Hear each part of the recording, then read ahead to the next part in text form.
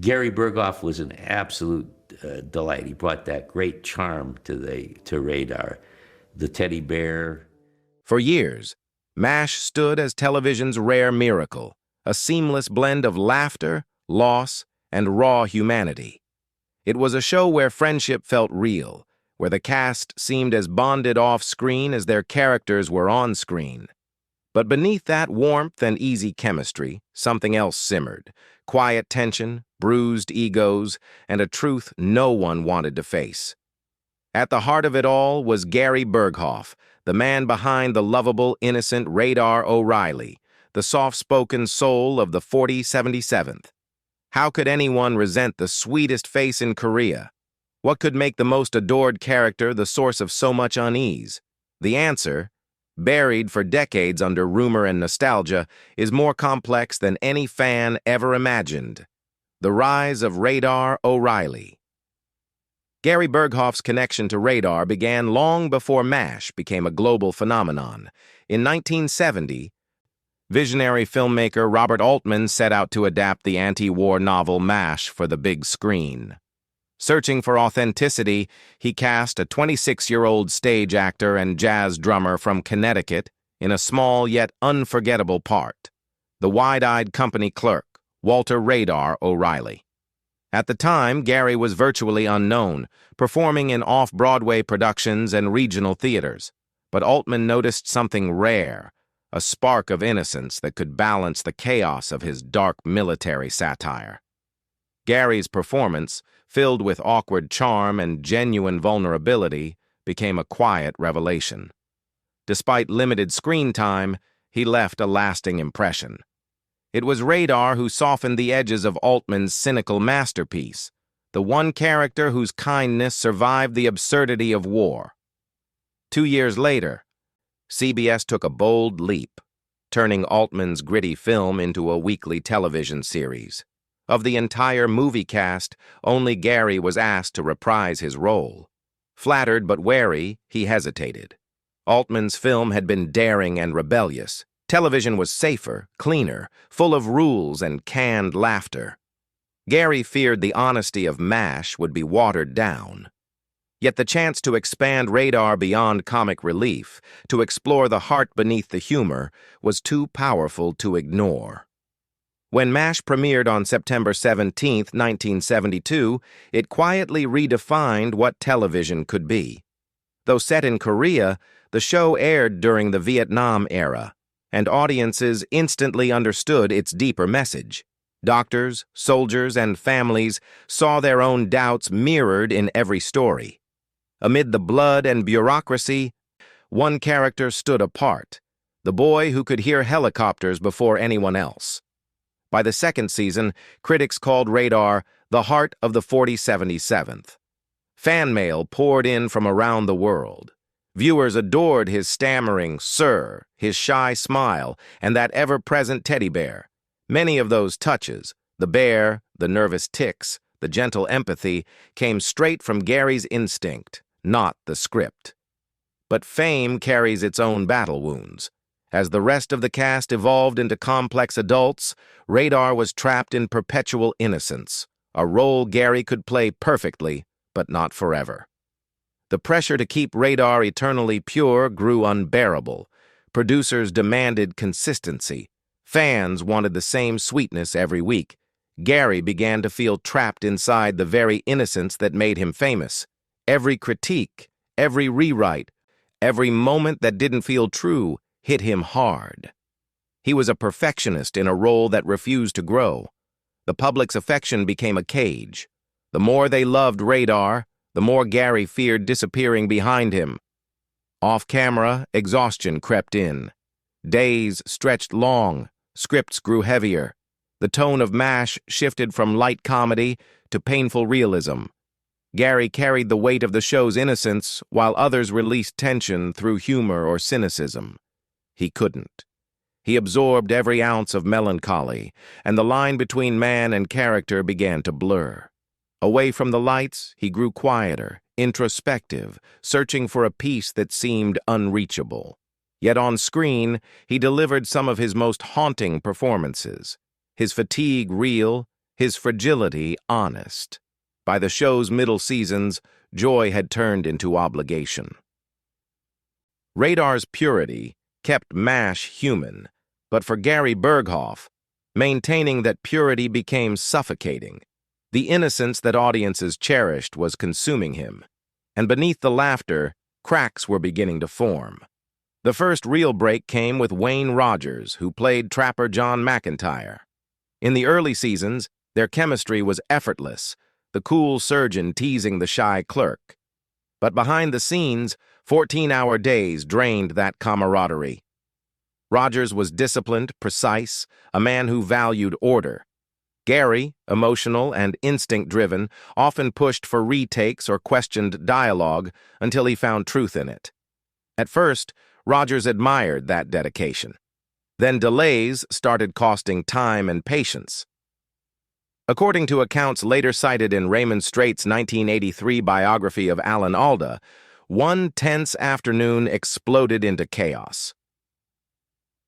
During yet another rewrite, Gary questioned. Wayne snapped. He slammed a chair across the set. It missed Gary, but the message landed hard. The room froze. Production stopped. When filming resumed the next day, both men were civil, but something had changed. Rogers would leave the series after season 3, officially over contract disputes. Yet everyone knew friction and fatigue had eroded the joy. McLean Stevenson, the warm-hearted Colonel Henry Blake, tried to keep peace. Sometimes I was a problem for him, and sometimes he was a problem for me, he later admitted. Their friendship swayed between laughter and quiet irritation. Gary's sensitivity met Stevenson's loose spontaneity. Small slights easily became wounds. Still, Stevenson always praised him. He made Radar real. By season 4, Alan Alda had become MASH's creative center, writing, directing, and shaping tone. Gary, meanwhile, felt sidelined. Radar's innocence rarely evolved, and every attempt Gary made to deepen him met resistance. To Alda, it was balance. To Gary, rejection. Mutual respect slowly thinned. As the show grew more political, Radar's role shrank, and Gary's frustration grew. Between takes, he'd retreat to sketch, drum, or sit alone in silence. The boyish heart of MASH was fading, worn down by 7 relentless years of expectation. By 1979, Gary Burghoff had reached his limit. Fame no longer felt rewarding. It felt heavy, even punishing. His marriage was straining under endless filming schedules, and his creative spark had dimmed. After 7 demanding seasons, he told producers he wanted out. They persuaded him to stay just long enough to give Radar the goodbye he deserved. Writers crafted a 2-part farewell, Goodbye Radar, for season 8, a heartfelt exit sending the beloved clerk home to Iowa after his uncle's death. But on set, art and ego collided. Director Charles S. Dubin envisioned Radar's departure as quiet. A gentle fade-out as the boy who kept the camp together slipped away while others continued saving lives. Gary disagreed. He wanted emotion, tears, release, a full catharsis. If I were you, Dubin warned softly, I'd fight the tears. Gary shook his head. No, let me do it my way. The cameras rolled. Gary broke down completely. Trembling hands, cracking voice, sobs echoing through the tent. The crew applauded politely, but Dubin's expression said it all. The next day, the dailies revealed what he feared. The scene felt theatrical, forced, too self-aware. Gary watched in silence, horrified. It was awful, he later admitted. The director was right. I was wrong. He begged for another chance. Dubin agreed, on one condition: no tears. In the reshoot, Radar simply walks away as helicopters land with new wounded. No speeches, no party, just work resuming as if nothing happened. That quiet version became one of MASH's most powerful moments, a haunting reminder that war doesn't stop for goodbyes. Ironically, Gary's perfectionism, which nearly ruined the farewell, created a scene that moved millions. Yet behind the acclaim, whispers spread. Some castmates saw the incident as proof of Gary's stubbornness. Others saw a man desperate to be understood. Either way, when Radar boarded that truck out of Korea, Gary Burghoff effectively left Hollywood too. The experience humbled him. MASH wasn't about one person's tears, he later reflected. It was about how war steals everyone's humanity. The tragedy was realizing it only after almost losing his own legacy. When the episode aired in October 1979, the audience cried. Critics raved, but tabloids pounced. Headlines labeled Gary difficult, moody, egotistical. Few bothered to ask why he'd really left. The truth was painfully ordinary. He was exhausted. 10-month shooting schedules, press tours, and relentless attention left little time for family. People think you have to be who they see on screen, he explained. Radar was better than I could ever be. Trying to live up to that, it wears you out. He wanted to be a present father, not a symbol trapped in syndication. His castmates understood more than rumors suggested. Jamie Farr, beloved as Corporal Klinger, admitted in a later interview, "I told Gary leaving might hurt him, but I couldn't stop him." Loretta Swit remembered him fondly, yet admitted he'd grown distant. "He hates flying," she laughed. "It's hard to get him anywhere." Even Alan Alda, once his creative rival, eventually reached out with warmth and gratitude. Years later, Alan Alda reflected on their shared history with unexpected tenderness. On his Clear Plus Vivid podcast reunion in 2019, he spoke about the entire MASH cast, pausing to single out Gary Burghoff as the heartbeat that kept us honest. In 2022, he even tweeted, "Happy birthday, Gary. The world sends you love. Me too." For fans who'd believed the old rumors, those gestures changed everything. Yes, there had been tension, but not hatred. What tabloids called feuds were really collisions between passion and pressure.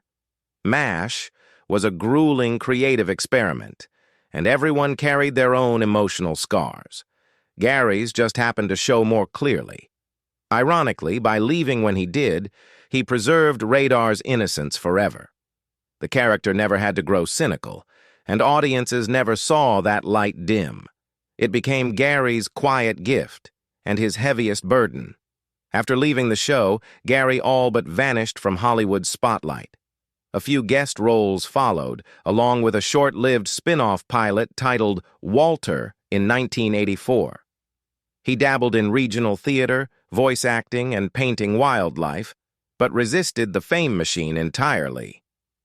"I don't fly," he liked to say. "I prefer being where my feet are." Fame had demanded too much. Peace was his new ambition.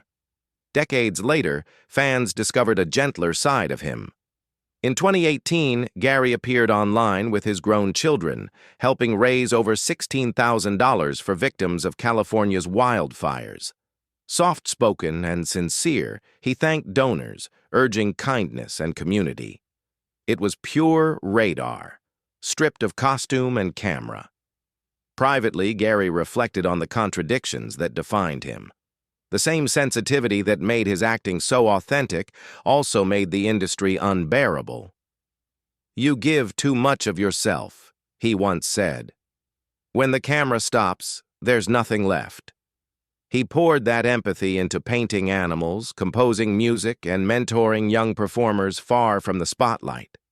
By the mid-2020s, he lived quietly in California, a father, grandfather, and living symbol of television's gentler era. Time, as it always does, kept moving.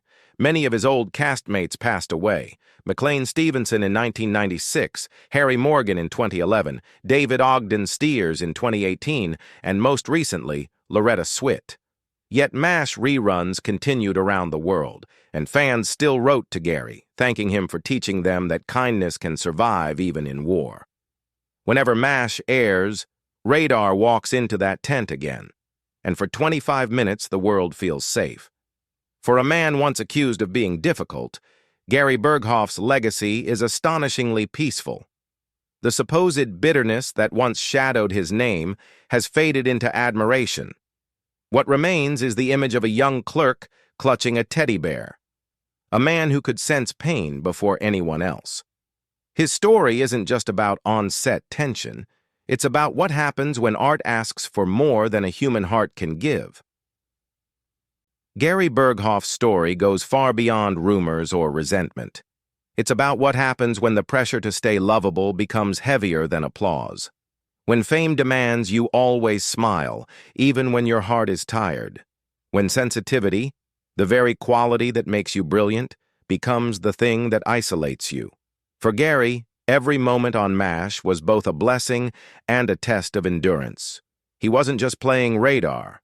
He was radar, the soul of compassion inside a world built on chaos.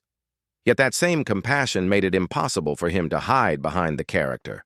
The longer the series ran, the more the lines blurred. Fans adored him for being pure, kind, unshakably good. But Gary was human, and humans crack under the weight of perfection. That's what the world missed. He wasn't difficult, he was honest. Too honest for an industry that thrives on pretending.